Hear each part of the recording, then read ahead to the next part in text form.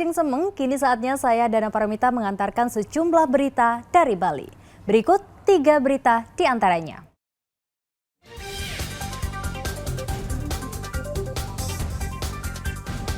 Belasan orang sakit usai menyantap lawar daging babi di Karangasem.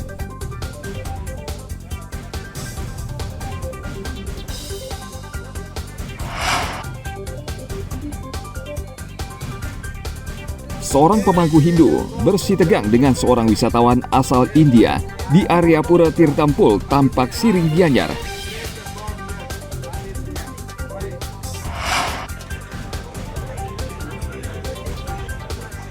Delegasi Forum Air Dunia ke-10 menikmati liburan di beberapa objek wisata di Bali.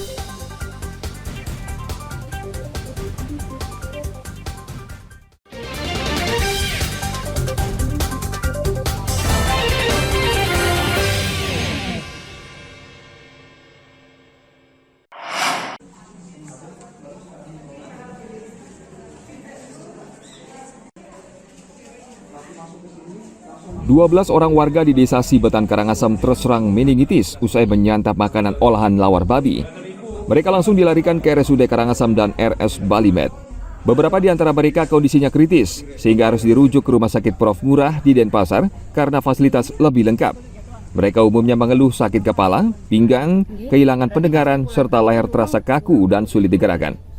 Satu orang pasien yang sempat dirawat di rumah sakit sudah diperbolehkan pulang, namun masih mengeluhkan sakit pinggang hebat dan tidak bisa bangun serta pendengarannya terganggu. Abon kenten telinganya lumpuh sekali pendengarannya. Tidak bisa mendengar. Dari kapan itu nggak bisa dengar, Bu? Mulai kenten pun terus uling maru pertama pun terus kenten. Berapa hari dapat dirawat di rumah sakit? 3 hari. 3 hari. Iya. Sekarang akan dirujuk lagi, Bu ya? Dirujuk karena katanya telinganya ke Denpasar. Gitu. Telinganya tidak mendengar itu, Bu. Ya. Berarti bapaknya belum bisa bangun, Bu? Belum. Apalagi bangun duduk aja belum, masih susah.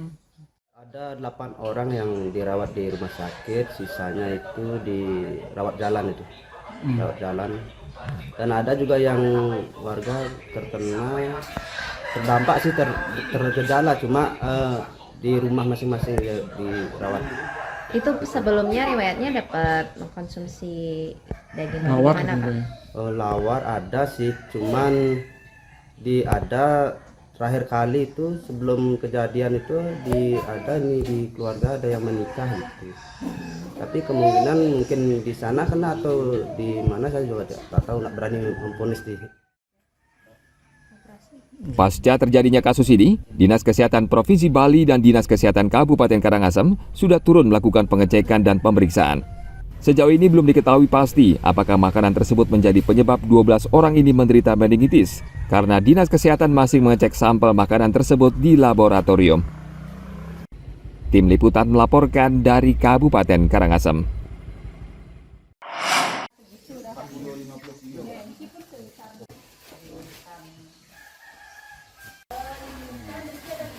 Pasca kasus suspek meningitis di Desa Sibetan, Dinas Pertanian Pangan dan Perikanan Karangasem turun ke lapangan untuk melakukan penyelidikan.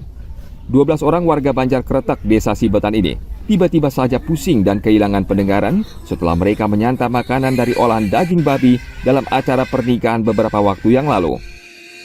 Petugas menelusuri asal-usul hewan ternak babi yang disembelih untuk dijadikan makanan lawar babi.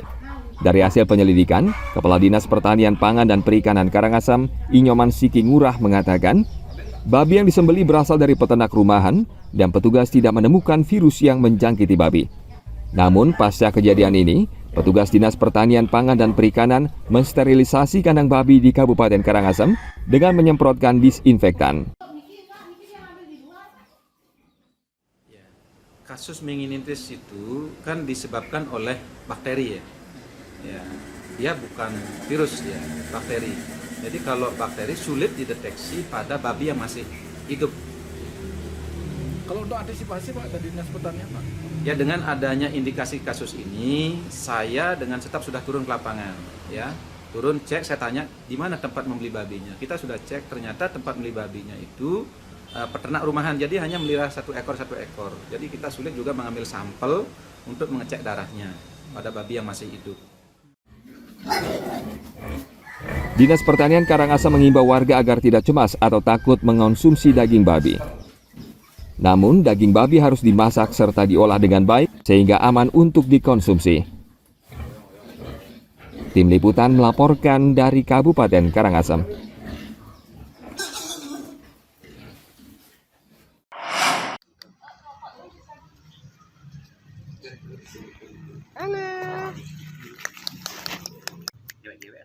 Kerja keras pemerintah daerah memberantas rabies membuahkan hasil. Kasus positif rabies di Kabupaten Bangli secara perlahan mulai turun. Kendati demikian, masyarakat tetap tidak lengah dan waspada dalam memelihara anjing.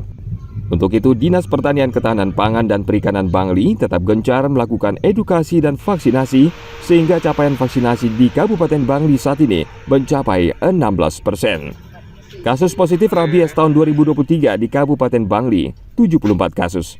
Sedangkan tahun 2024 hingga saat ini, kasus positif rabies di Bangli jauh menurun, yakni 10 kasus. Namun kasus gigitan anjing diakui masih tinggi, mencapai puluhan gigitan per hari.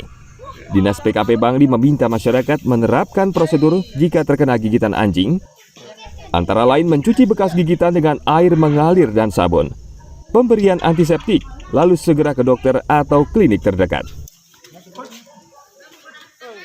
Perkembangan kasus rabies Astokare akhir-akhir ini memasuki tahun 2024 ini memang sudah melandai, ya sudah melandai. Kemudian vaksinasi juga terus kita lakukan secara terjadwal.